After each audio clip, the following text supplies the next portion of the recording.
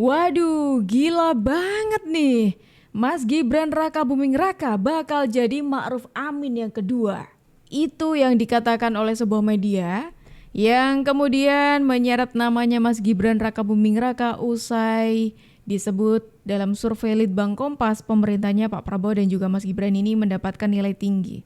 Terus kenapa kok ada narasi seperti itu, teman-teman? Loh, apa Gibran ini kalau nggak tingkatin performa bakal jadi Ma'ruf Amin jilid 2 ya? Jadi memang ada kamera yang melekat pada wakil presiden untuk memungkinkan setiap saat wakil presiden bisa mengeksploitasi suasana supaya dia diingat terus. Kalau ban utama rusak, ternyata ban serapnya rusak.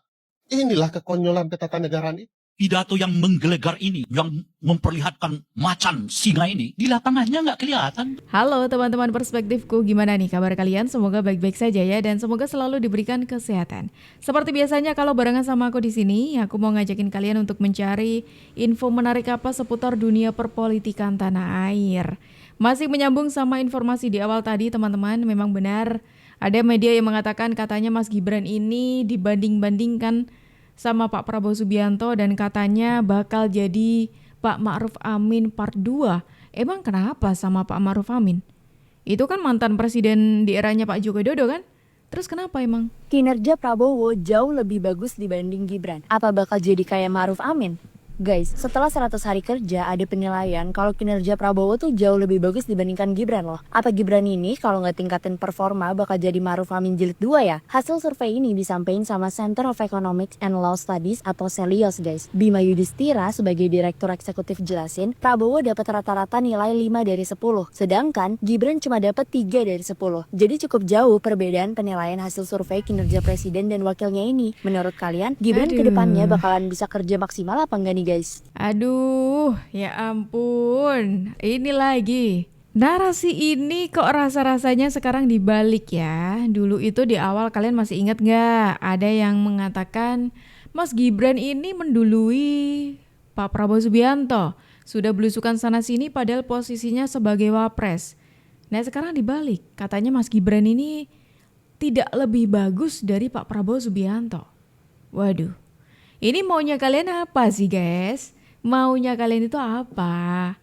Ya sekarang gini, Pak Prabowo sebagai seorang pemimpin gitu. Wajar kalau semisalkan Pak Prabowo Subianto ini mendapatkan nilai tinggi ketimbang Mas Gibran sebagai wakilnya. Mas Gibran bekerja sebagai wakil membantu Pak Presiden Prabowo Subianto tentunya dikasih beberapa tugas yang tentunya ACC langsung dari Pak Prabowo Subianto. Itu hal yang wajar menurutku. Wajar sekali. Tapi yang lebih aneh adalah kok kayak gak ada kerjaan banget gitu loh. Ngasih survei ke tiap orang. Maksudnya tiap orang tuh di sini Pak Prabowo dan juga Mas Gibran dibandingin. Gak bisa. Ini tuh satu kesatuan. Jangan kok dibanding-bandingin satu dengan yang lainnya. Saya masih ingat loh dulu itu ada yang mengatakan kalau Mas Gibran mendahului Pak Prabowo Subianto. Belusukan sana sini ini untuk curi start di Pilpres 2029. Bayangin, seorang dokter mengatakan hal itu di sosial medianya. Terus sekarang malah dibalik lagi katanya kinerjanya gak cukup bagus dari Pak Prabowo Subianto. Lucu sekali.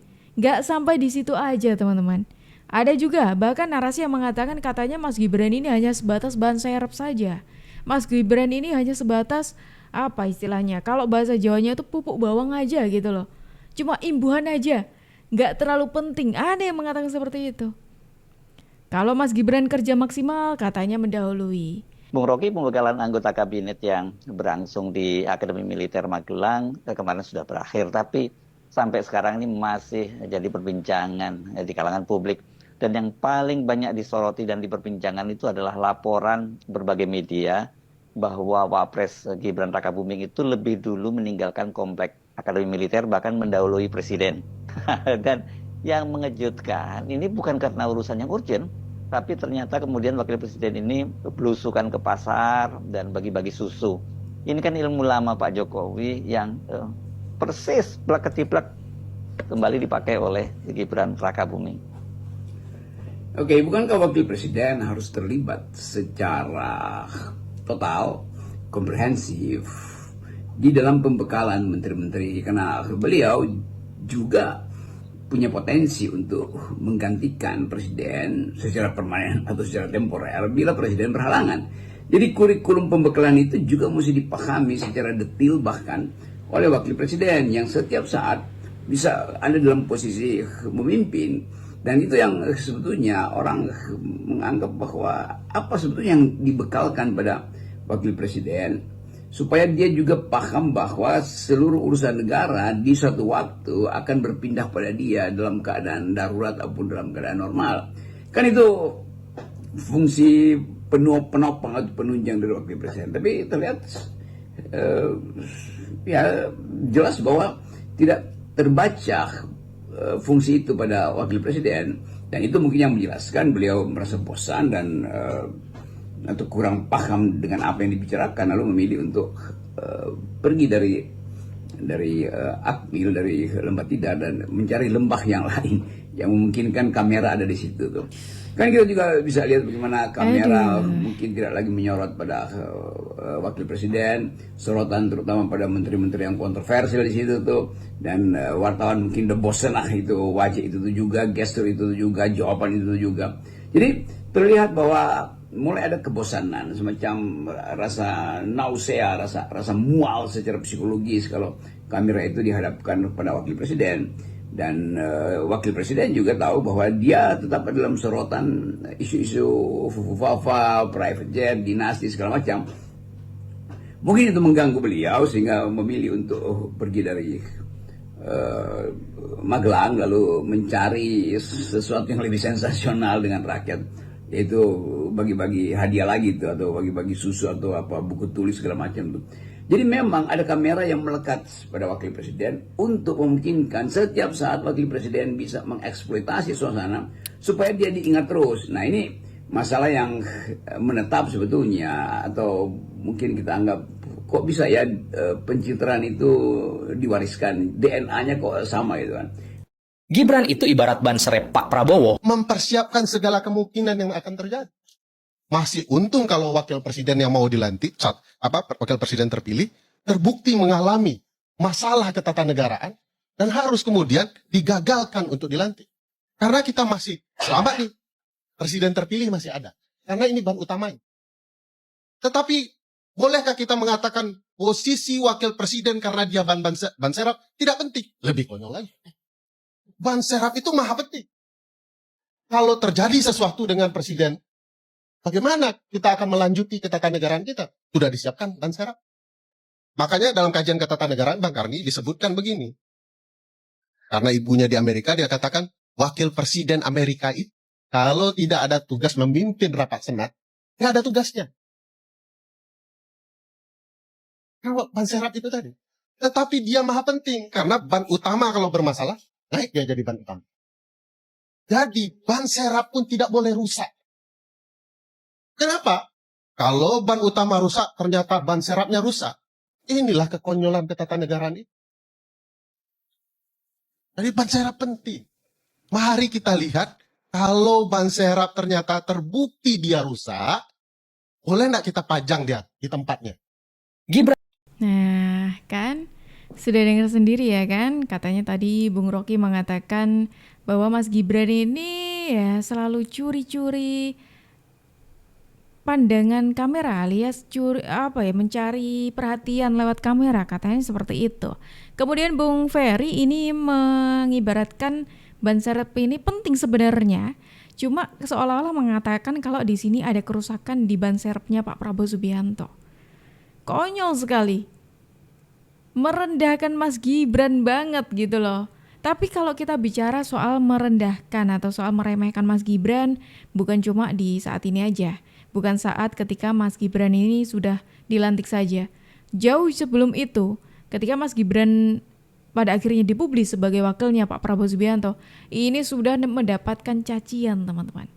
Bahkan saking gregetnya nih ya, adik Pak Prabowo Subianto pada akhirnya muncul di kamera dan menjelaskan, ini loh sebenarnya. Dulu banyak yang nasehatin Pak Prabowo untuk tidak pilih Gibran. Saya bersaksi, saya ada di ruangan Pak Prabowo waktu beliau dihadapi dengan suatu tantangan berat. Bahwa terus terang saja banyak penasihat-penasihat Pak Prabowo termasuk penasihat survei, ada beberapa penasihat survei mengatakan kalau Pak Prabowo memilih Gibran pasti akan kalah. Saya kira mungkin ada yang sudah tahu, banyak yang tidak tahu. Itu keputusan yang sangat-sangat berat karena yang memberi nasihat serupa itu cukup banyak orang. Bahkan ada yang katakan, Mas Bowo, kalau memilih Mas Gibran, langsung anjlok 8%. Dan tidak ada jaminan bisa rebound. Tidak ada jaminan bahwa Prabowo bisa bangkit kembali. Dan akan kemungkinan bisa ambles lagi. Dari 8% bisa turun lagi, dan yang naik itu kemungkinan besar yang naik itu namanya Anies dan Muhaimin. Itu saya bersaksi. Dan banyak yang memberi nasihat seperti itu. Tapi Pak Prabowo katakan bahwa realita di Indonesia, di tanah air kita, 56% dari populasi Indonesia terdiri dari anak-anak muda. Tuh, itu penjelasan dari adik dari Pak Prabowo Subianto, Pak Hashim, yang mengatakan, jujur mengatakan kalau dulunya waktu Pak Prabowo memilih Mas Gibran itu juga diraguin. Tapi ketika sekarang gitu ya, feelingnya Pak Prabowo ternyata tepat, teman-teman. Mas Gibran ini orang yang pas untuk mendampingi Pak Prabowo Subianto. Tapi sayangnya kalau kita coba melihat lagi teman-teman lebih jauh lagi. Kalau tadi kita sudah mendengarkan celaan-celaan dari orang-orang kepada Mas Gibran Raka Buming Raka gitu ya. Ternyata itu tidak cuma dirasakan oleh Mas Gibran saja. Kenapa aku mengatakan hal itu? Karena faktanya Pak Prabowo juga merasakan hal yang sama. Merasakan hal yang sama dalam artian merasakan cacian yang sama. Kritik tegas kepada Prabowo yang pidatonya seperti macan. Yang memperlihatkan beliau ini macan, begitulah kira-kira ya kan. Singa, gitu ya, macam-macam gitu. Karena memang Pak Prabowo kalau pidatonya begitu, kita tahu semua. Tapi pidato yang menggelegar ini, yang memperlihatkan macan singa ini, di lapangannya nggak kelihatan pembentukan kabinet. Jadi koknya begini gitu. Kalau beliau macan, nggak Jokowi aja 34, masa saya 100, kayak lebih kecil dong. Itu macan gitu. Itu kelihatan. Ini muncullah harmoni. Kalau udah berpikir harmoni, bukan macan. Kalau macan itu melihat orang lain sebagai kompetitor dan dia suka. Ini belum apa-apa, harmoni. Rangkul sana, rangkul. Yang beda pandangan pun dirangkul oleh beliau mah. Remehin banget kan katanya. Memang benar ada julukan macan Asia ya yang disematkan kepada Pak Prabowo Subianto. Cuma kemudian Bung Rey ini mengatakan kalau Pak Prabowo tuh nggak kayak macan gitu loh. Galaknya tuh nggak kayak macan. Enaknya diapain ya? Sabar teman-teman, sabar. Sebenarnya saya males loh untuk ngomenin video ini, tapi teman-teman coba tonton video ini dulu. Tonton ya, nih. Presiden Prabowo harus memberi suntikan keberanian dengan dosis tinggi pada Kejaksaan Agung dan KPK. Nah, bila anak-anak Jokowi dan sang menantu sudah dibawa ke pengadilan, tidak bisa tidak, mereka pasti nyakot atau menggigit Mulyono, bapak mereka. Demikian juga menteri-menteri yang merupakan geng Solo sebaiknya segera dibuang, segera diganti dengan tokoh-tokoh lain. Udah nonton kan? Oke. Jadi untuk menanggapi hal tersebut saya nggak usah berpikir ya pakai analisis yang terlalu konspiratif atau analisa politik yang terlalu dalam, nggak usah. Saya cuma menanggapi gini. Kok masih ada aja ya orang yang percaya sama dia, yang masih loyal sama dia gitu loh. Aneh gitu loh. Udah nggak laku padahal dia. Tapi mungkin karena ya yang suka sama dia itu karena memang asal bukan Jokowi. Mungkin gitu ya. Jadi mereka tetap mau, padahal dalam hatinya sih saya yakin Aduh gitu. Ya kita kenal lah yang namanya Amin Rais ini, udahlah ya kan, salah satu inisiator dulu yang menjatuhkan Gus Dur. Bersama siapa? Megawati, ya kan? Itu berdua. Nah, jadi alam semesta akan membalas apa yang mereka lakukan. Kita lihat aja bukti nyatanya nanti ya. Dalam hari-hari berikut atau bulan-bulan ke depan kita lihat.